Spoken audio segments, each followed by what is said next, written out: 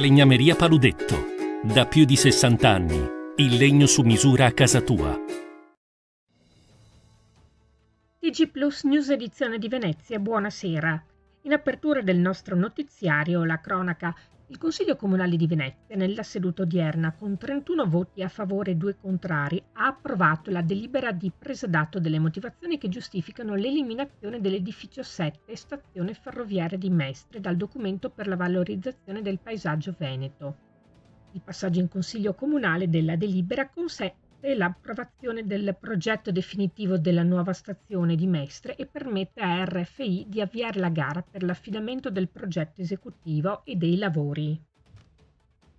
Ci spostiamo a Salzano, dove è stata segnalata nel territorio comunale la presenza di truffatori che si presentano come operatori o tecnici di Veritas che, indossando gilet ad alta visibilità o abbigliamento simile, girano per le case comunicando una possibile sospensione del servizio idrico e chiedendo informazioni sulla composizione e sulle abitudini del nucleo familiare. Veritas informa che nessun proprio tecnico è autorizzato a chiedere informazioni di questo tipo o a eseguire controlli nelle case se non su precisa richiesta dell'utente. Cambiamo argomento.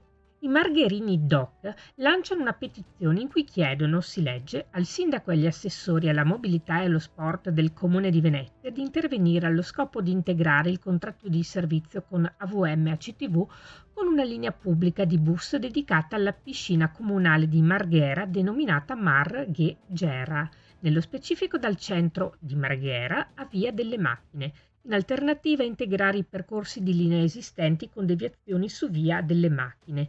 Nella stessa richiesta, si legge, chiediamo la realizzazione di una fermata bus completa di pensilina davanti alla piscina. Questa richiesta è motivata dalle richieste segnalate dai cittadini al gruppo Margherini Doc con oltre 7.300 iscritti. E da oggi al 6 ottobre verranno disposte modifiche alla viabilità in strada comunale dei Murazzi a Pellestrina, con l'istituzione del senso di marcia alternato gestito con impianto semaforico. Il provvedimento si rende necessario per consentire il rifacimento di porzioni del sedime stradale dell'attigua banchina in strada comunale dei Murazzi nell'ambito dell'intervento di realizzazione della pista ciclabile a Pellestrina, finanziato con fondi strutturali PON Metro React.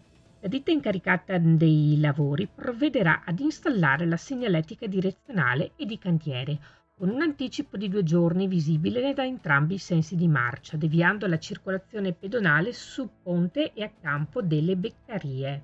Si chiude qui il nostro notiziario. Grazie per essere stati con noi. Arrivederci.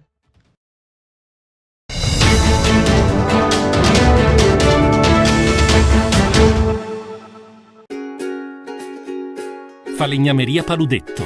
Da più di 60 anni. Il legno su misura a casa tua.